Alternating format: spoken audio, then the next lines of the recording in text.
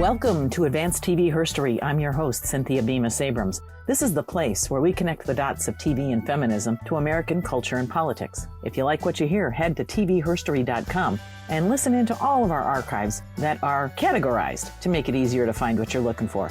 And also, while you're there, please sign up for our newsletter. Promise I'll never sell your information. Now, on with the show. Advanced TV Herstorians, welcome to another episode. Today, I'm going to tell you about my recent trip to Los Angeles, California, the West Coast, Pacific time. I went to do some research for the book that I'm working on and also to see some sights, to just sort of get away and do the things that I want to do. My research, I'll tell you all about it in a second. It was just a very memorable time for me. I had the opportunity to speak with 3 women involved in television, and each one really could deliver a master class, they probably have, in feminism and storytelling and sort of innovative ideas and content and conflict. So I'll talk a little bit about my conversations with Georgia Jeffries, Stepfanie Kramer, and Beth Sullivan. Then I'm going to tell you about my trip to the WGAW, the Writers Guild of America West, their archive.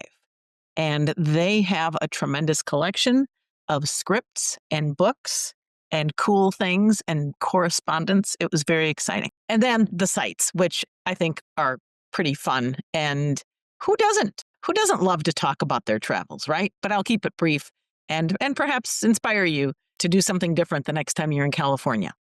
I met with Georgia Jeffries. Now, if you're following the podcast, back in July, we did an episode, and it was an interview with Georgia Jeffries, who is the softest spoken, most connected woman I know, former professor at USC in the cinema studies, teaching people how to write TV scripts. And boy, has she written TV scripts for Cagney and Lacey and Sisters in China Beach. So Georgia and I actually got to meet in person, which was pretty fun, and have coffee and talk about what she's working on, which includes a book that she has written. It's fiction, and it sure feels like when you read it that, you could almost see this character come to life and be on TV. So her book is called The Younger Girl. Go back to our July episode of Advanced TV Herstory and listen to me and Georgia talk. Because what I'll say is this: while whether you're my age, a little bit younger, it doesn't really matter. While we have all been living busy lives, someone like Georgia Jeffries has been in her seat, probably originally at the typewriter and then later to a word processor, air quotes, word processor, writing stories from a progressive woman's perspective. And these stories are still around today. Also, in my trip to Los Angeles, I got to meet and visit with Stepfanie Kramer, who played Sergeant D.D. McCall in TV's Hunter, 1984 to 1991. If you are following the podcast, that's our October episode, and it was recorded at the Beverly Hills Public Library, a beautiful library on a beautiful municipal campus.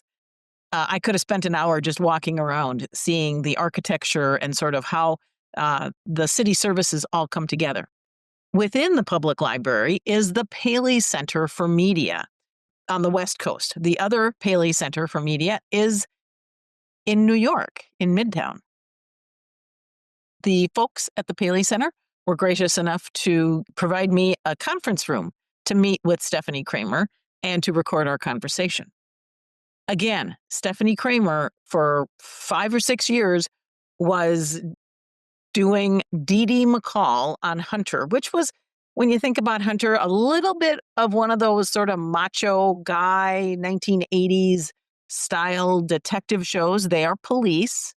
And she put in the time, though, as his more than a sidekick, truly a co-star, and some really important episodes that revolved around D.D. McCall. Stepfanie Kramer, as you might have listened to in October, and I talk about all sorts of issues. One really important one, though, is this. It's a memorable moment of feminist history when she wouldn't do a second sexual assault. So Dee Dee McCall is assaulted, raped in one season, and then the very next season, they wanted her to be raped again. And so listen in to that episode because it's really cool, and hearing it from Stepfanie and how adamant she was that that was a big mistake and how she arrived at a compromise is nothing short of legend. Stepfanie and I also talked about Policewoman and Cagney and Lacey, two series that for the most part she hadn't been paying any attention to because she was too busy working, and the similarities and the differences of all those shows. And then we also talk about her demanding pace of hour-long TV that she had to experience with so much time in the hair chair, getting her hair done true 80s style.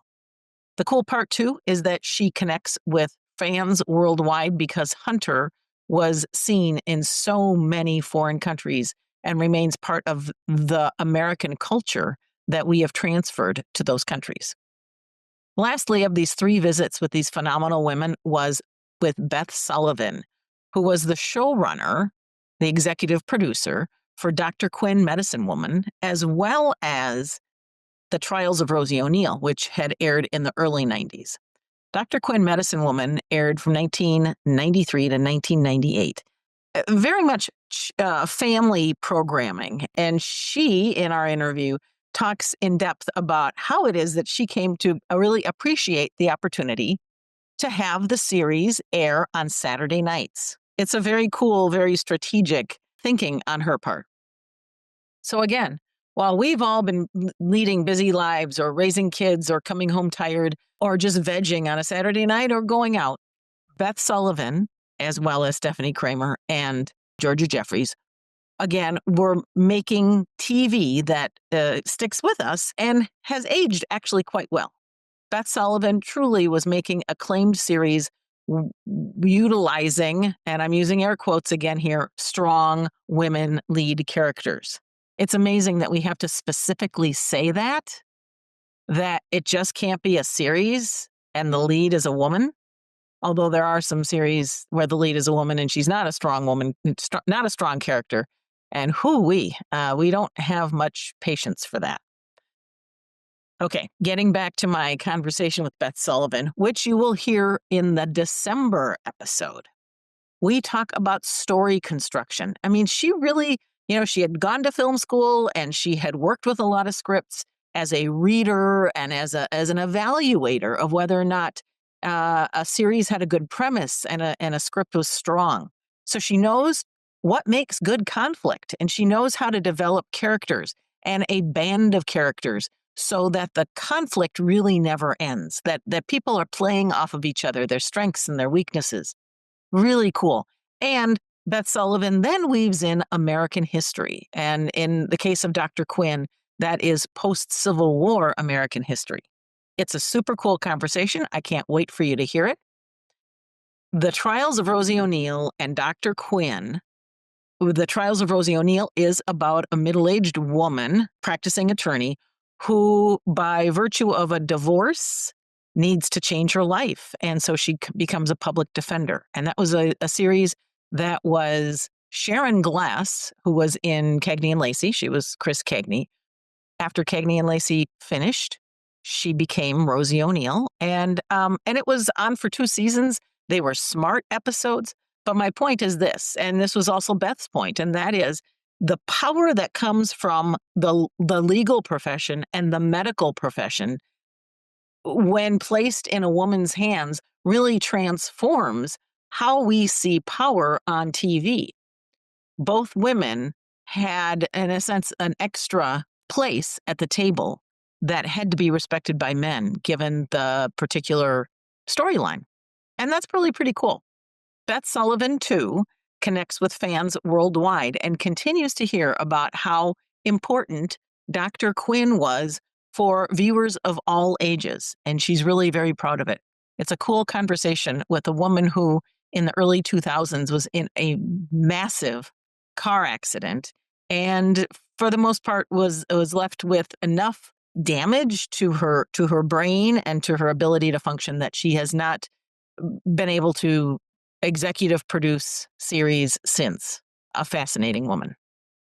with all of that going on, a lot of peopling, as I say, I did have a chance to spend many hours in the library of the Writers Guild of America West. Weeks in advance of my trip to LA, I had corresponded with the archivist, utilizing the online catalog of their scripts and their boxes of files that they have obtained from screenwriters and producers all along the way. In many cases, an executive producer, a showrunner, is often also a writer, such as Stephen Bochco. So I requested to look at Stephen Bochco's memoranda and files around LA law, as well as read the pilot script. And I can tell you, it's fascinating to read, even though I've seen the pilot a couple of times, reading the script is so different because it's that it's the direction. It's what the person who wrote the words expects to see on the screen.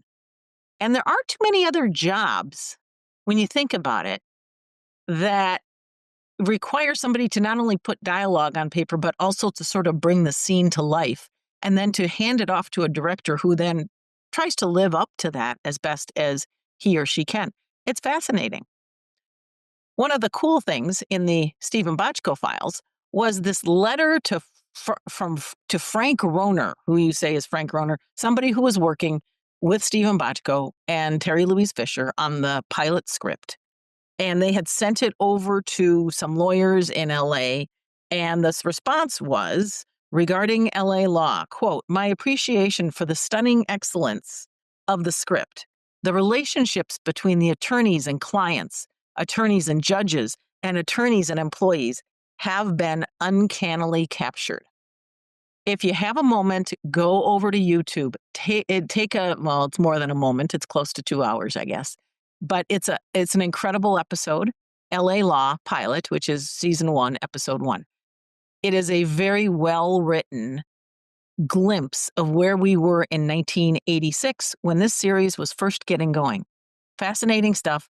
And to be able to read in real time, 1985, that the script was true to the legal profession at the time is also, I don't know, I guess it's just sort of reassuring that they had taken such care in bringing a quality script to production. Now, there was another script that I encountered, Stephen Cannell, whose name might ring a bell. He was the showrunner, the executive producer for Hunter and the Rockford Files and some others. And this other show called Silk Stockings, which I honestly, I guess I remember seeing ads for it. And at one point in time, it was on at 10:30 Central Time after the news in what was called for a period of time, again, air quotes, listeners, crime time. So Silk Stockings seemed like it was a very low budget. And the skeevy, sketchy, trashy, salacious Scene 62 direction involving two characters, Willie and Rita, who is one of the lead characters. She's a detective. Quote, "Willie moves this luscious piece of ass away from the party and down where the boats are docked." Okay, now I realize it's 1991 and men write for men. Men are writing in shorthand because the team knows exactly what the male writer wants. But in 1991, the actor who played Rita, she had to have seen that that's how they treated her, that this is how Stephen Cannell communicated to his team, and sort of then is licensed for a little disrespect of women. I found that jarring enough that I wrote it down. It's never going to get used for anything else other than me sharing it with you. And I'll tell you, if you ever need to burn 25, 30 minutes, go find an episode of Silk Stockings because it's just really painful. And I guess there's a reason why it never won awards. My last little bit came from, is worth telling you, I guess, is from the pilot episode of Hotel. It seems as though pilot scripts get hung onto and then get donated to the WGA archive, perhaps more than other scripts later in the series. Hotel is this really cool series from the early 80s, starring James Brolin, Connie Selica, Sherry Belafonte, and originally Betty Davis, but ultimately, because Betty Davis had a stroke, it turned out to be Ann Baxter as the matriarch who owned the hotel. And it was one of those great ensemble shows where they had numerous famous guests coming in. Love it. Love, love, love. Great pilot, but a really important pilot. So the direction reads as follows. Billy, who is like the desk attendant or a desk attendant bellhop, and Peter, James Brolin, who is the hotel manager. Billy goes to the phone, dials. Peter looks down at the woman in his arms. She looks like a wounded animal, shivering, in shock, staring out with glazed eyes as Peter cradles her comfortingly. There's a lot of description in that scene. Isn't that exciting? Doesn't that feel like it really tees up for the director what needs to happen here? And tees up also for the actors involved what he is trying to convey and why that particular scene is so important, as is every scene in a TV series, and importantly, in a pilot. So I thought that was fascinating too, and really wanted to share it with you because otherwise, who do I get to share it with, right? You can look online at the catalog for the Writers Guild archive at wgfoundation.org/archive. It is an online catalog only. If you wanted to see anything that they have listed there for your research, you need to go there in person. So, like many other archives around the country where they have got literally shelves and shelves and small warehouses filled with really cool stuff, you have to know what you're looking for, and then it's on your dime to get there. But then they will be gracious in facilitating your research.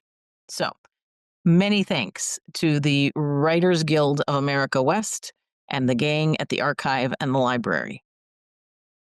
Moving on then to the sites that I saw. Oh my gosh.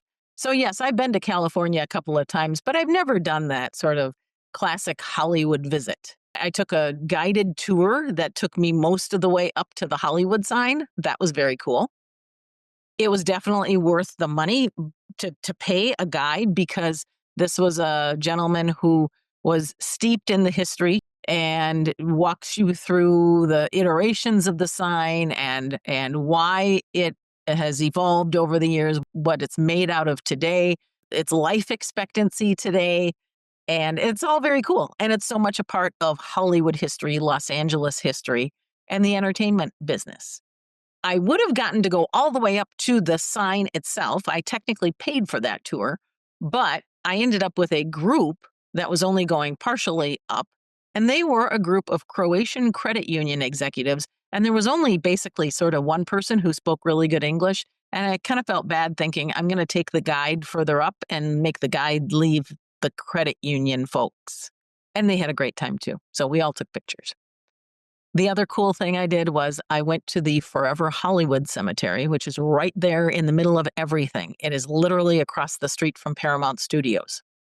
I drove the car just like any cemetery. I parked and I walked around. Beautiful day in sunny LA. I was struck by the number of Eastern European descendants and immigrants.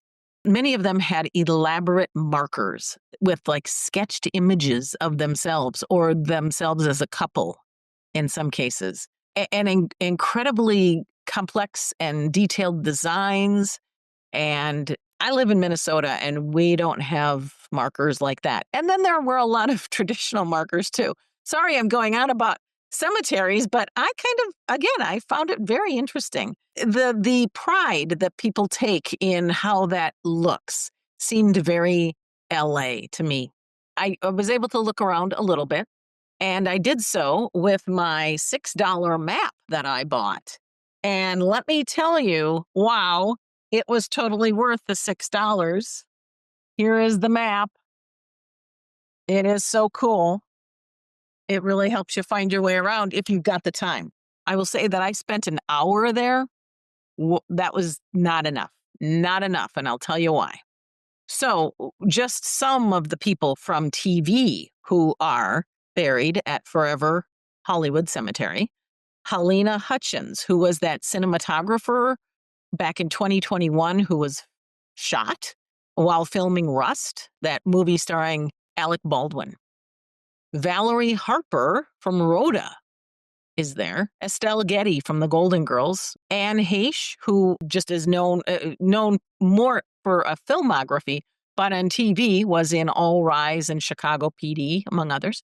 Paul Rubens, who we know as Pee Wee Herman. Burt Reynolds, who certainly we know from film, but also was in TV's Evening Shade. Then there are the classic headstones or mausoleum markers, however, whatever the right wording is. Hattie McDaniel. That one I stopped in my tracks. I was not expecting to see, you kind of walk around a little bit. You're not totally looking at the map. And there was Hattie McDaniel. Tyrone Power from Classic Hollywood. Douglas Fairbanks. Woo! And then I think one of the oldest ones of notoriety in the Forever Hollywood Cemetery, Rudolph Valentino, who most people know as a silent film star. Maybe you've seen little flickers of him in some of his movies, some of his films.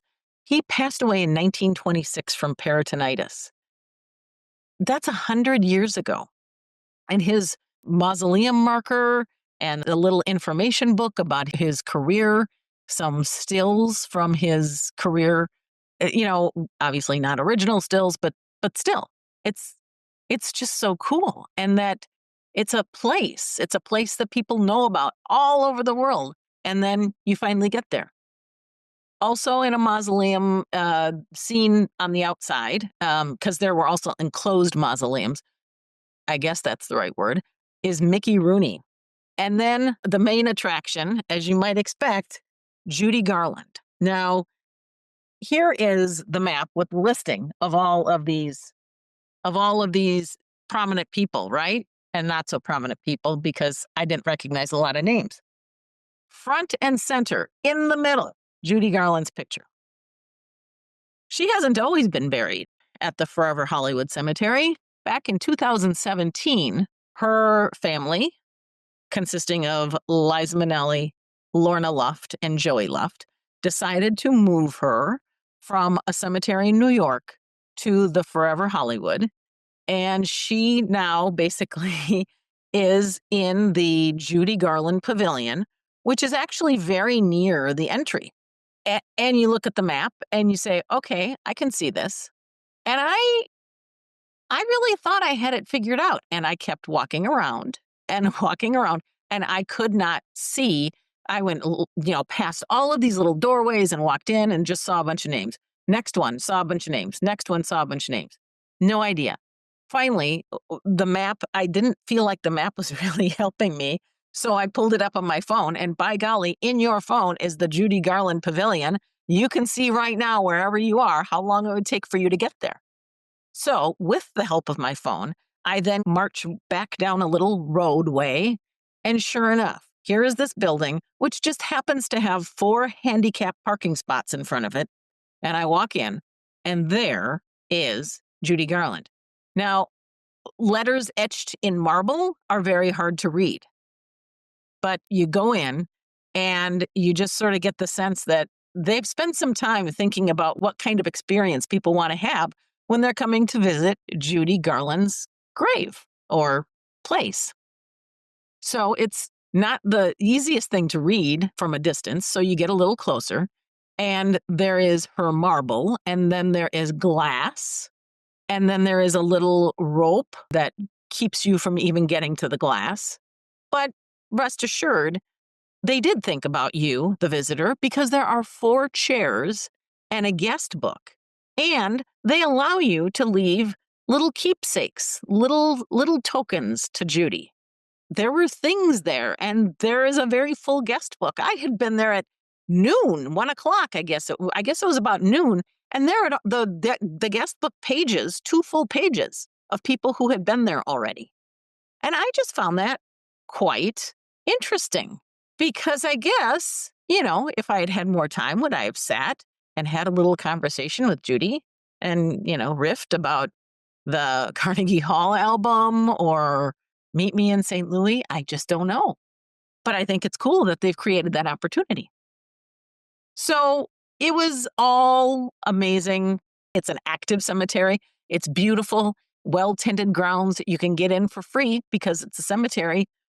And it's the final resting place for so many people whose names you don't recognize, but by golly, they wanted to be buried there. And so what does that mean? Who were they? How did they contribute to what LA is today, what the entertainment industry is today? Lots of questions, no answers, but it leaves you thinking. And another part that left me thinking, I guess, is the fact that this is really one of the first times I've been in a cemetery since COVID. And, the sadness from the number of markers I saw that were dated 2020, it catches your attention. It was a kind of a palpable thing that I felt, recognizing, 92-year-olds and 36-year-olds and that period of time, which none of us will forget. So my trip to LA was a long time coming, listeners. I did it on my own timeline, and I ended up pondering a lot about 20th century TV in particular, partly because that's my research, and partly because I guess I landed in a cemetery. But it was just fun to think. And I got to meet in person 3 women who brought late second wave feminism to the rest of America and indeed the world. And we are still watching their work today. So that's why I podcast. I'm your host, Cynthia Bemis Abrams. Many thanks for the editing in this audio and video episode to audio editor Mary Lou Morose and video editor Nivea Lopez. As always, our jingle is Jazzer's Take Me Higher, found at freemusicarchive.org. Go to tvherstory.com and sign up for our free monthly newsletter. I promise your information will never be sold.